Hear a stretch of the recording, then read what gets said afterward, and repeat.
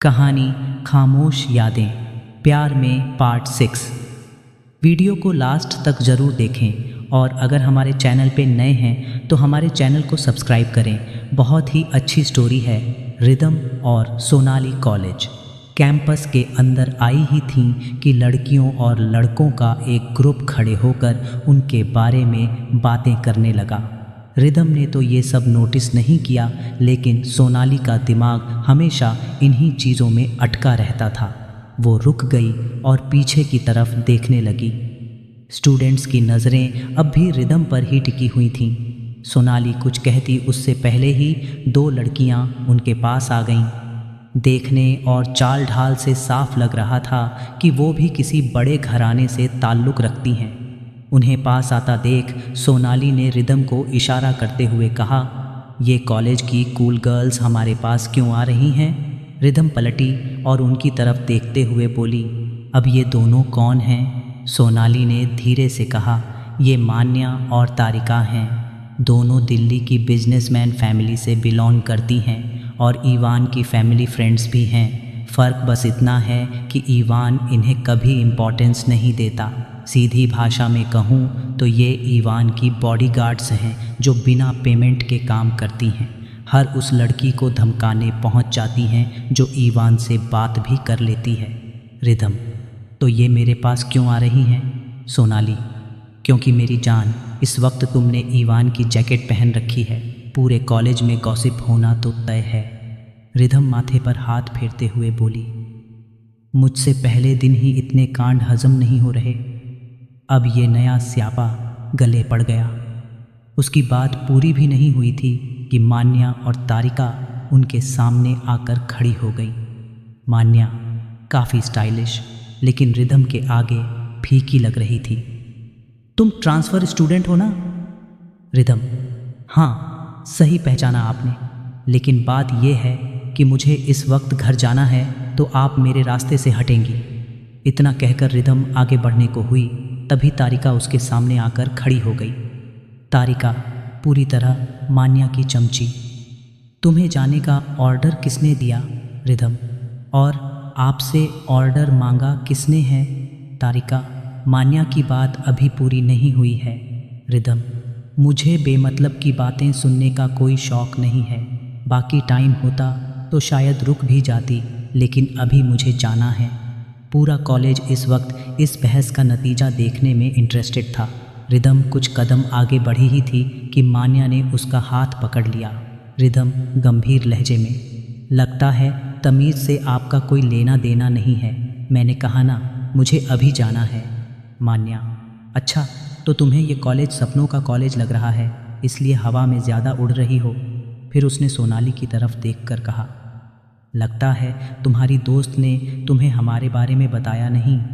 Rhythm ने मान्या का हाथ हटाते हुए शांत स्वर में कहा, मुझे ज़बरदस्ती करना बिल्कुल पसंद नहीं है, इसलिए मुझे मजबूर मत करो। सीनियर हो तो सीनियर जैसे रहो। इस पर मान्या हंसते हुए बोली, लगता है स्टूडेंट्स में हमारा डर ख़त्म हो गया है। तारिका, हमने रैगिंग करनी छोड़ दी थी, तभी सबकी हिम्मत बढ़ गई। कोई बात नहीं, आज से फिर शुरुआत कर देते हैं। इतना कहकर तारिका ने रिदम के बाल पकड़ने की कोशिश की, लेकिन रिदम ने उसका हाथ बीच में ही पकड़ लिया और नीचे झुकाते हुए बोली, मुंह से बात करो, बेहतर होगा, वरना अगर मैंने हाथ उठाया तो तुम्हारी नाजुक कलाई और चेहरा दोनों का शेप बिगड़ जाएगा। मान्या, तुम्हारी हिम्मत कैसे हुई मेरा हाथ पकड़ने की? रिदम, आवाज़ का लेवल कम रखो। इस कॉलेज में मैं तुम्हारी तरह अपने बाप के पैसों के दम पर नहीं आई। कॉलेज ने मुझे अप्रोच किया है। अगर तुम्हें लगता है कि तुम अपने जूनियर्स को मनमानी से ट्रीट कर सकती हो तो ये गलत फहमी निकाल दो। बात करनी है तो ढंग से करो, वरना मेरा रास्ता छोड़ो। इतना कहकर रिदम ने उसे हटाया और आगे बढ़ गई। पीछे से मान्या ने ऊंची आवाज़ में कहा, लगता है ईवान को तुमने कुछ स्पेशल चीज़ दी है, तभी तो लड़कियों से बात भी न करने वाला ईवान ठकराल तुम्हें अपनी जैकेट दे गया। वैसे बताना चाहोगी ऐसा क्या दिया तुमने उसे? ये सुनते ही रिदम के कदम वहीं रुक गए। उसे ये सब कभी नहीं चाहिए था, लेकिन इस वक्त वह कॉलेज का हॉट टॉपिक बन चुकी थी। कैंपस में कई स्टूडेंट्स मौजूद थे। सोनाली ने उसका हाथ थामा और घर चलने को कहा। लेकिन रिधम ने जवाब देना ज़रूरी समझा। सोनाली, रिधम, तू क्यों पहले ही दिन सबसे दुश्मनी ले रही है? पहले ईवान और अब ये कूल गर्ल्स। हर बात का जवाब देना ज़रूरी है क्या? वैसे तो मैं इनका मुंह तोड़ सकती हूँ, लेकिन चुप हूँ क्योंकि नहीं चाहती कि तू टॉपिक बन जाए। रिधम, हाँ ज़रूरी है, क्योंकि अगर गलत बात पर चुप हो जाओ तो दुनिया मान लेती है कि तुम गलत हो, इसलिए इसका जवाब देना तो बनता है। रिधम लौटकर मान्या के सामने आकर बोली, मैं तुम्हारे जैसी गिरी हुई बातें नहीं कर सकती, लेकिन हाँ इतना ज़रूर पूछना चाहती हूँ कि तुम ये जानने में इतनी इंटरेस्टेड क्यों हो कि मैंने ईवान को क्या दिया या उसकी जैकेट मेरे पास क्यों है? क्या उसने तुम्हें इसके लिए अपॉइंट किया है? क्या तुम उसकी नौकर हो जो मंथली सैलरी लेती हो? मान्या का चेहरा 1 सेकंड में उतर गया। रिधम उसके कान के पास जाकर धीरे से बोली, मुझे दोबारा उंगली करने से पहले अपनी इज्जत के बारे में सोच लेना। वैसे भी यहाँ कोई मुझे नहीं जानता, लेकिन तुम्हारे पापा का बड़ा नाम है। सोचो अगर इतने बच्चों के सामने मैंने तुम्हारी इज्जत उतार दी तो तुम्हारा क्या होगा? फिर उसके गाल थपथपाते हुए बोली, थिंक अगेन डार्लिंग। रिधम कुछ कदम आगे बढ़ी ही थी कि पीछे से तारिका चीख कर बोली, तुम जैसी लो प्रोफाइल लड़कियों का काम ही यही होता है, बड़े शहर में आकर अमीर लड़कों को फंसाना। तुम्हारी फैमिली यहाँ रहना अफोर्ड नहीं कर सकती, इसीलिए ईवान जैसे लड़कों को जाल में फंसाती हो और ऊपर से सीधी सादी बनने का नाटक करती हो। फिर उसने सबके सामने कहा, आप सब जानना चाहते थे ना कि ईवान के साथ लाइव में कौन थी? मुझे तो लगता है वही ये है। ज़रा इसके बाल तो देखो, वीडियो और इसके बाल में कोई फ़र्क है क्या? अगर अब भी शक है तो इसके गले का पेंडेंट देख लो। इसी तरह की लड़कियों ने स्मॉल टाउन गर्ल्स की इमेज ख़राब कर रखी है। How disgusting.